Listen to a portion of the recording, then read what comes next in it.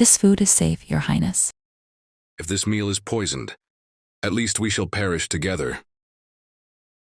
You, starting today, you will be responsible for cleaning my chambers. Stay with me at night.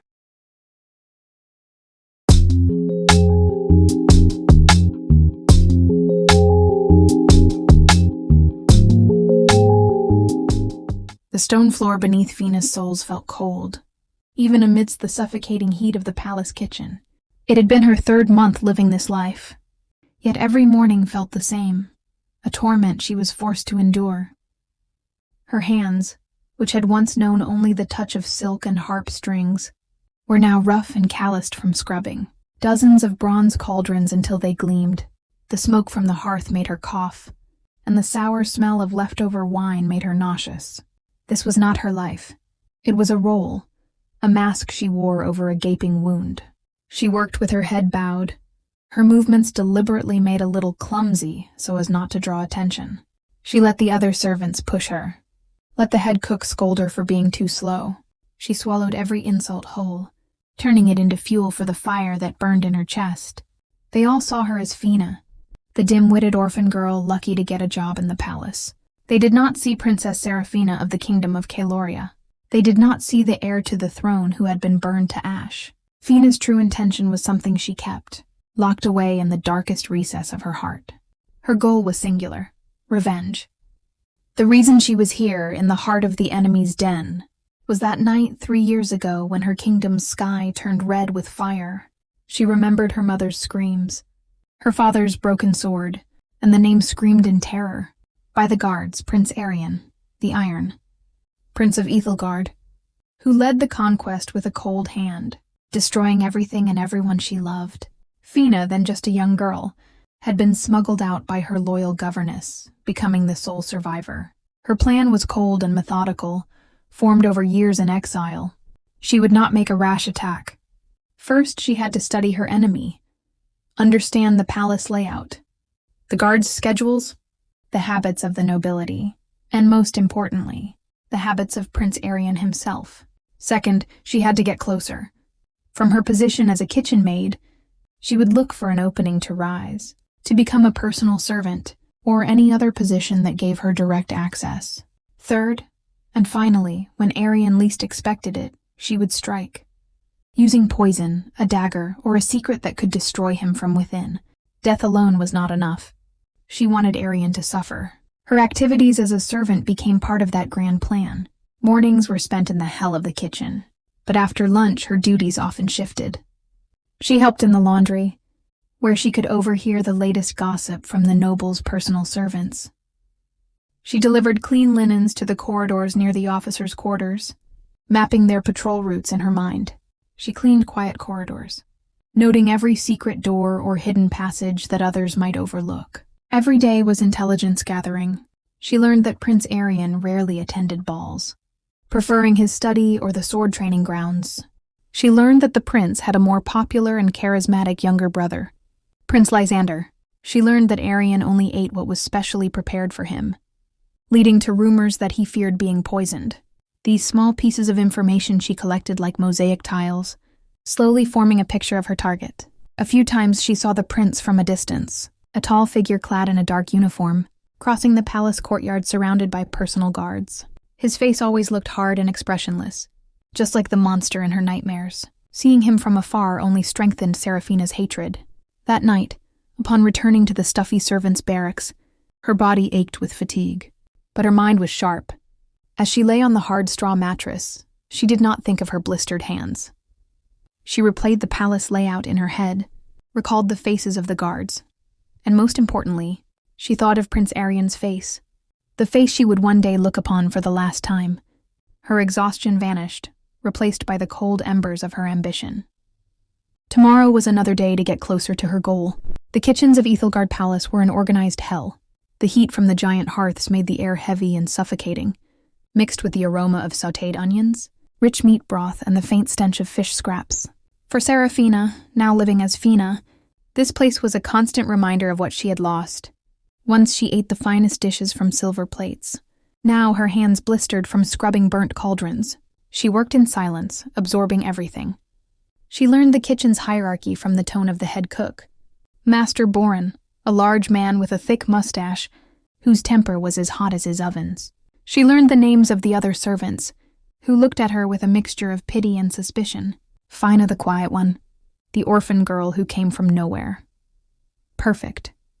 To be invisible was her first weapon. Every day, hatred was her fuel. When lifting a heavy sack of potatoes, she imagined the weight of Arion's crown. When scaling sharp-finned fish, she imagined piercing the Iron Prince's heart. That name echoed in every corner, in the whispers of the servants. "The Iron Prince never smiles," they said.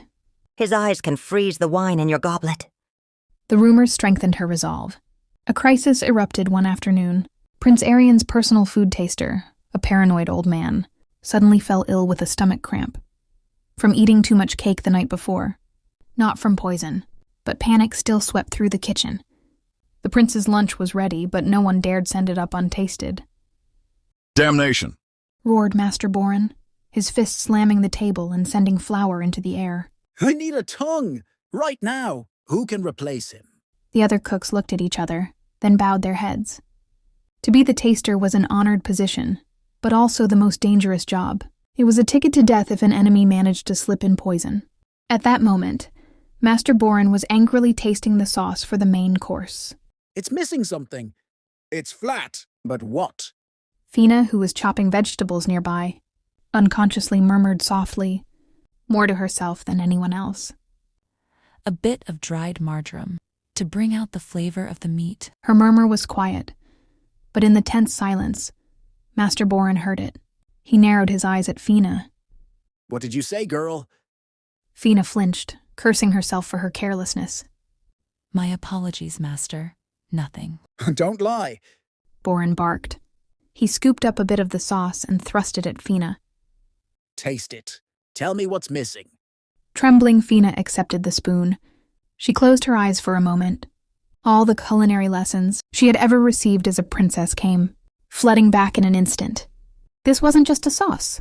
It was a demi-glace with a beef broth base, reduced with red wine, shallots, and a pinch of thyme. But it was true. Something was lacking. The beef broth is good, She said softly, her voice barely audible. but the wine is a little too acidic. It needs a touch of sweetness from honey to balance it. A bit of marjoram would give it a warmer aroma. The entire kitchen fell silent.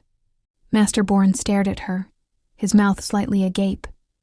He hadn't expected such a detailed analysis from a dishwasher. He grabbed a pinch of marjoram and a drop of honey, stirred them into the sauce, and tasted it again. His eyes widened. "Incredible," he whispered. He looked at Fina with new eyes. He didn't need a taster who could only die. He needed a tongue that truly understood food. You He said firmly. will taste the prince's meal. Right now." 20 minutes later, Fina stood in a small antechamber adjoining Prince Arion's study. She had been cleaned up and dressed in a simple, clean tunic. Before her, on a small table, was a silver tray bearing the prince's lunch. Her heart felt like it would explode from her chest. "One spoonful from each dish, Master Boren commanded in a low voice. then we wait. If you're not convulsing on the floor in 15 minutes, the meal goes in." Fina swallowed. Her hands trembled as she picked up the small silver spoon. The first dish was a cream of mushroom soup. Its aroma was so fragrant it reminded her of home. With her eyes closed, she brought a spoonful of soup to her mouth. It was delicious. She swallowed, and every second that followed was torture. Would there be a burning in her throat? A cramp in her stomach? 1 minute, 2 minutes, 5. Nothing happened. Just as she was about to move on to the main course, the door to the adjacent study opened. Prince Arion stepped out. He was taller than Fina had imagined, and his presence immediately filled the room.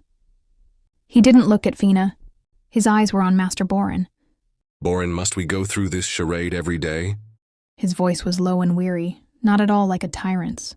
I'm more likely to die of boredom than of poison. Only then did his eyes shift to Fina. He looked at the thin girl standing stiff with fear. There was no recognition in his eyes, only a cold observation. Then Arion did something unexpected.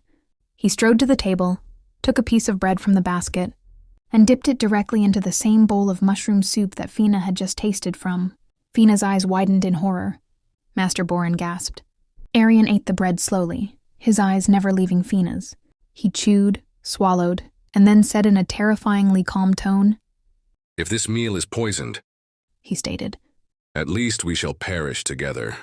He turned and went back into his study, the door closing softly behind him, leaving Fina standing frozen, spoon still in her hand, her breath caught in her throat, and her entire plan for revenge thrown into utter chaos. The night after the incident in the study, Seraphina could barely sleep. Arion's act of eating the soup with her felt like a cruel psychological game. Was it the Iron Prince's way of testing her? To show that her fate was in his hands, that she could live or die at his whim. Seraphina forced herself to believe the worst interpretation. The man wasn't desperate. He was merely toying with her. His kindness was an illusion, a poison more dangerous than arsenic. The next morning, she reinforced the walls of hatred in her heart. Her mission had not changed. She would play her part, become the prince's tongue, and wait. Every day was another step closer to her revenge. The opportunity to see Arion's true nature came sooner than she expected.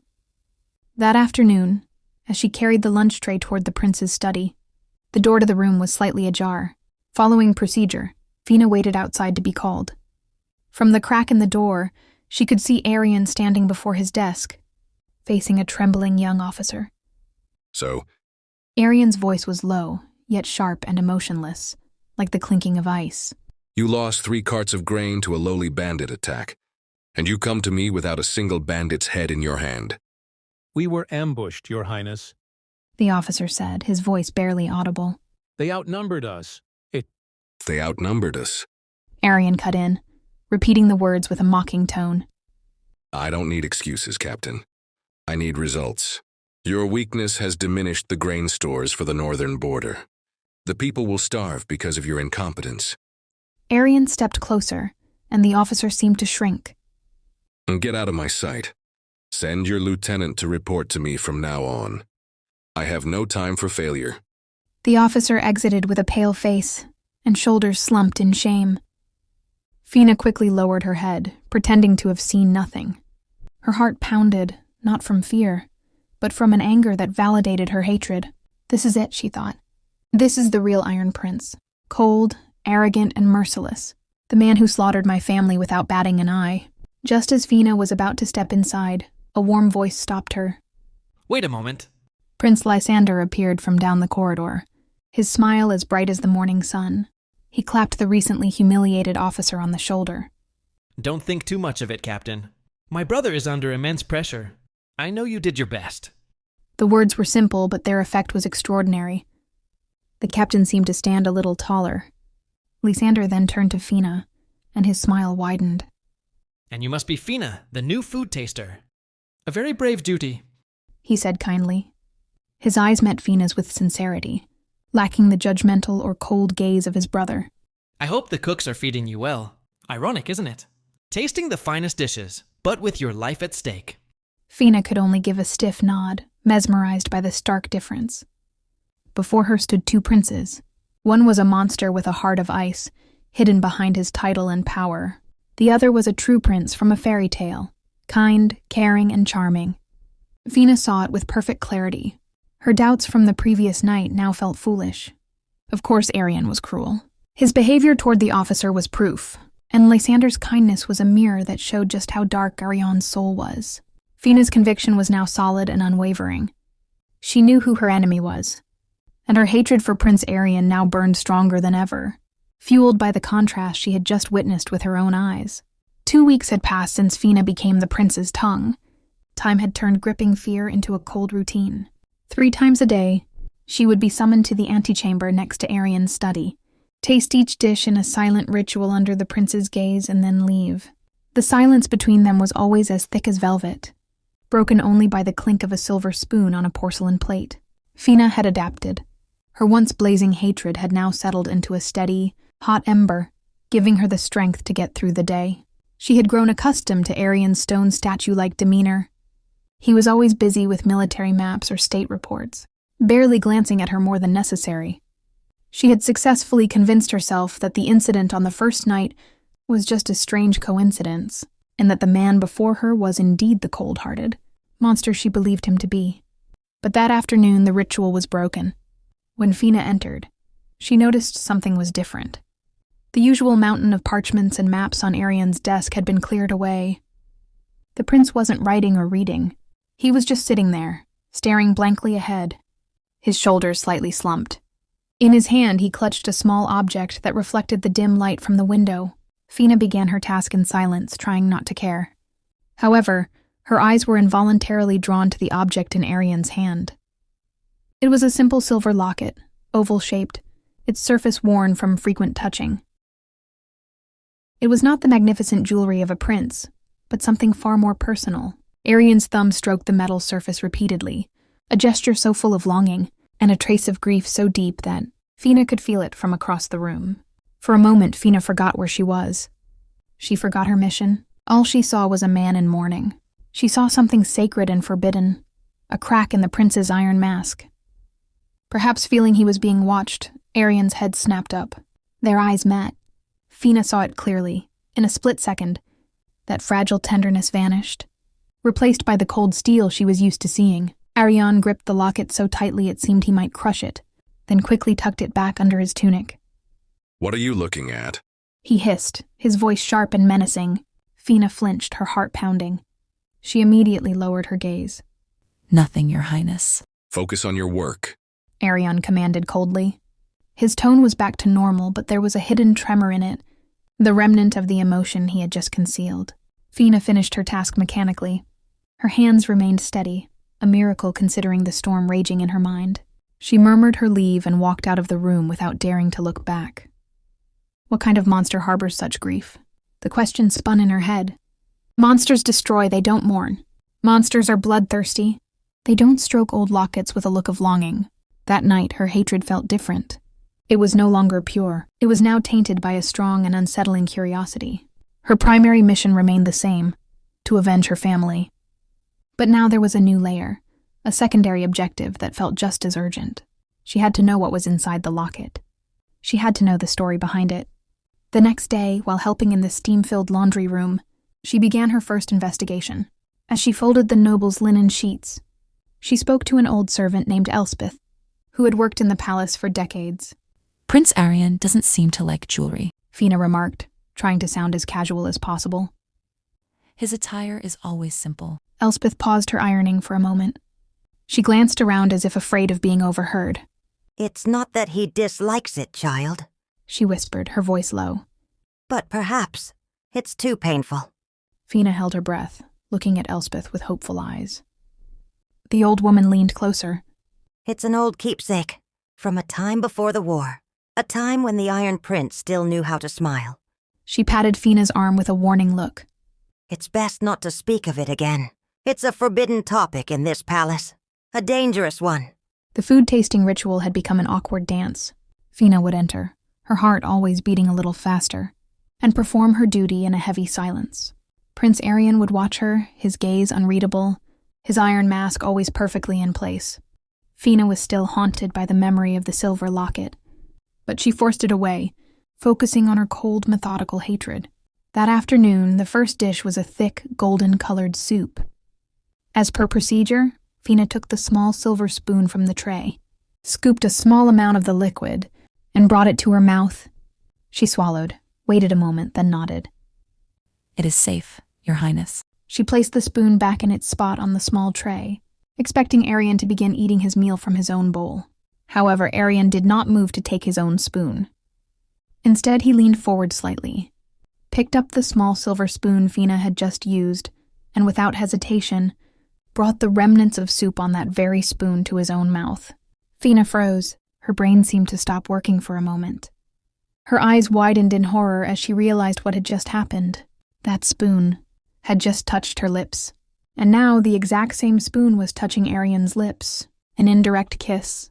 The thought struck her like a bolt of lightning, sending a confusing wave of heat through her entire body, making her cheeks flush. What did this mean? An insult, an accident, or an act of deliberate intimacy? Arion placed the spoon down casually, as if nothing was out of the ordinary. Proceed to the main course. he commanded, his voice still flat. Fina looked at the main course, a piece of roasted meat with a dark sauce, and then at her tray. She was at a loss. There was only one tasting spoon, and it was now contaminated. She couldn't possibly use it again. Palace protocol strictly forbade a servant from using the same cutlery as a prince. She just stood there silently, unsure of what to do. Arion noticed her hesitation. An almost imperceptible glint of amusement or something like it flashed in his eyes before his cold mask was back in place. Without a word, he took a clean spoon from his own set of cutlery and held it out to Fina. Use this, he said softly. Fina's hand trembled as she accepted the spoon. It felt heavy in her hand, more ornate than a common servant's spoon, and it was Arion's. She swallowed, thinking frantically. This spoon was just in his hand, and in a moment, it will be on my lips. This is a second indirect kiss, a deeper violation than the first. Right here, in this moment, Fina was furious. A pure, hot anger burned inside her. This forced intimacy felt like an assault. As she lifted the new spoon to taste the sauce on the roasted meat, her world narrowed, her gaze fixated on the gleaming steak knife next to Arion's plate. In her brief, brutal fantasy, she saw her own hand snatching the knife. She saw herself leaping onto the table, hatred giving her superhuman strength. She saw the glint of steel as she stabbed the knife into Prince Arion's chest. Again and again and again, until her simple dress was soaked with the tyrant's blood. The fantasy was so real, so satisfying. Fina? Arion's voice pulled her back to reality. Fina started.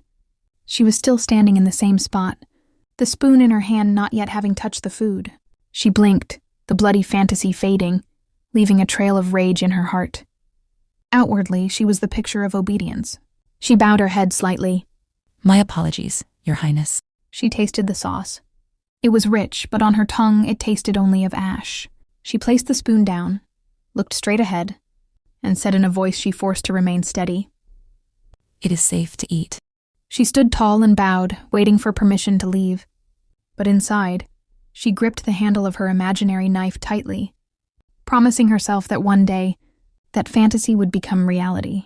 The morning in the palace kitchen began with the usual hustle and bustle Fina had grown accustomed to.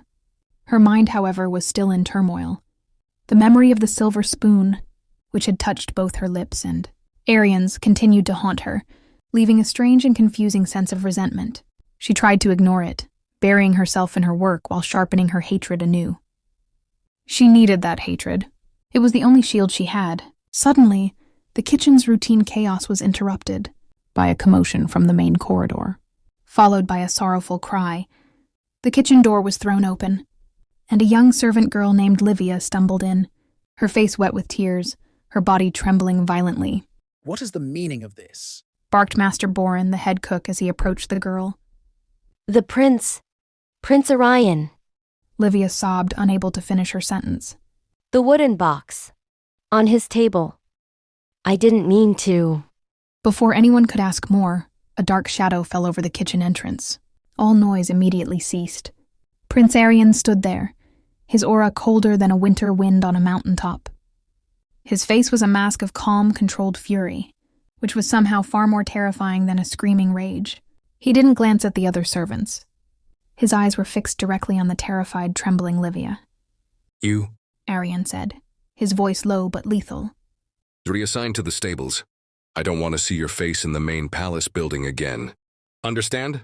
Livia could only nod through her sobs before scrambling away, relieved to still have her life. Arion then shifted his gaze, scanning the entire kitchen of bowed, fearful heads. He needed a replacement immediately. His eyes scanned past the horrified faces, finally stopping and locking onto one figure, Fina. Fina felt that gaze like a physical touch. Her heart stopped for a beat. You. Arion said with an air of finality, pointing directly at her. Silence. Starting today, you will be responsible for cleaning my chambers. A vortex of emotions washed over Fina. On one hand, this was a golden opportunity she hadn't even dared to dream of. Unlimited access to her enemy's most private space. His secrets, his letters, his weaknesses, all would be within her reach. Her plan had just leaped forward by months. But on the other hand, A sense of dread crept up her spine, alone in the same room with this tyrant, with his unpredictable emotions, after the intimate and unsettling incident with the silver spoon. This was an extraordinary danger. Outwardly, she simply bowed her head deeply. Yes, Your Highness. Follow me, now. Arion commanded, then turned without waiting for a reply. With trembling steps, she tried to hide. Fina followed him through the silent corridors. They arrived at the door to the prince's chambers. Arion opened it and gestured for Fina to enter. The room was neat, masculine, and felt cold. However, Fina's attention was immediately drawn to a small wooden box lying on the floor near the bedside table. One of its corners was slightly chipped, revealing the lighter wood beneath. Arion walked over and picked up the box. As he held it, all the fury that had radiated from him seemed to evaporate, replaced by an expression Fina recognized. Profound grief. Just like when he had looked at his locket. He stroked the chipped corner with immense care. Fina realized something. Arion's explosive anger wasn't about a damaged object. It was the panic and rage that something precious inside had been on the verge of being harmed or seen. This box. It must be where he kept the silver locket. Arion turned to face her, his eyes no longer icy, but clouded with an emotion he was trying to suppress. Listen, he said, his voice softer than before. Your duty is only to dust and make the bed. The items on these tables... He gestured to the bedside table and his work desk. You are never to touch or move them. Not in the slightest. You are only to clean around them. Do you understand? The command was firm, yet Fina could hear the hidden tremor of a plea within it. This wasn't the order of a prince to a servant. It was the request of a man trying to protect the only precious thing he had left in his life. Fina looked into Arion's eyes, then at the wooden box in his hands. For the first time, she saw the man behind the tyrant, and it made her hate him even more, because it made everything so much more complicated. I understand, Your Highness, Fina replied, her voice steady. Arion stared at her a moment longer, as if searching for any sign of a lie, before finally nodding and placing the box back with extreme care in the center of the table. He then walked out, leaving Fina alone in the tyrant's bedchamber. Fina stood frozen in the middle of the room, which smelled of old books, leather, and the faint, masculine scent of the prince. She had succeeded. She was in the heart of the enemy's fortress. But instead of feeling victorious, all she felt was the weight of a deepening mystery and a hatred that had now become bewildering. For the first time, Seraphina stood alone inside Prince Arion's chambers. The door closed behind her, leaving her in a silence so heavy she could hear it buzzing in her ears. Her heart pounded, a war drum only she could hear. Every shadow in the corners of the room seemed to watch her. She began her tasks, her hands moving with the efficiency of a trained servant, but her eyes working with the acuity of a spy. She observed everything. The room was militaristically neat. There were no unnecessary decorations, no piles of luxury goods. The bed was large, with dark gray linen sheets tucked in with precision. On the bookshelf, dozens of books were lined up neatly, most with dull-sounding titles. Siege tactics of ancient dynasties, military logistics, a history of Ethelgardian steel. This was the room of a general, not a self-indulgent tyrant. The contrast was sharp against the only area in the room that felt personal, the small bedside table. On it there were only two objects, a simple bronze candlestick and the chipped wooden box, placed in the center with a sacred aura that forbade anyone from approaching. Fina knew she couldn't touch that table. Arion's order had been crystal clear, and the look in his eyes as he gave it had suggested consequences Fina did not want to imagine. So, she began her search elsewhere. She started with the wardrobe. There were only formal robes and training uniforms, all hung neatly. Nothing was hidden in the pockets. She checked the drawers of the work desk, but only found blank parchment, ink and neatly arranged quill pens. She even dared to feel underneath the mattress, but found nothing. Disappointment began to creep over her. Perhaps the man truly was as cold and empty as he seemed. Her gaze returned to the bookshelf. Perhaps something was tucked away. She began to take out the books one by one, pretending to dust behind them, while quickly flipping through their pages. Inside the thickest, most boring-looking book, an analysis of cavalry. Formations. Her hand felt something unusual between the stiff pages. It was thinner and softer than parchment. Carefully, she pulled it out. It was a children's storybook. Fina frowned. Its cover depicted a smiling blue dragon, and its corners were worn and curved, a sign it had been read repeatedly. It was the most out-of-place object in this room, amongst the books on war and death. With slightly trembling hands, she opened the front cover. On the first page, an elegant handwriting, written in slightly faded ink, greeted her. "For my little prince, may your dreams always be filled with kind dragons. L." Fina's breath hitched. My little prince? Kind dragons. And that initial... L. Who was L? Was it from his mother? Or someone else? Could this be connected to the silver locket? Suddenly, she heard the sound of steady footsteps approaching in the corridor. Panic. Her heart leapt into her throat. With a swift and nearly silent movement, she slipped the storybook back exactly where she'd found it, pushed the thick tome back onto the shelf, and quickly grabbed her feather duster. She turned and began dusting the leg of the bed with her back to the door, trying to look as busy as possible. The door opened. Fina didn't dare to turn. Ah, Fina. Hard at work, I see. A familiar, friendly voice greeted her. Fina turned slowly, relieved and wary at the same time. It was Prince Lysander. He was leaning against the door frame, a charming smile on his face. My brother's chambers can be a rather dull place, can't they? Full of old books and maps. He continued lightly. Fina bowed her head. Good morning, Your Highness. Lysander surveyed the room, his gaze seemingly casual before it returned to Fina. At my brother, he can be very protective of his things. Especially what's on that table, he said, nodding his chin toward the bedside table. He can be quite sentimental at times. The word hung in the air, feeling like bait. A test.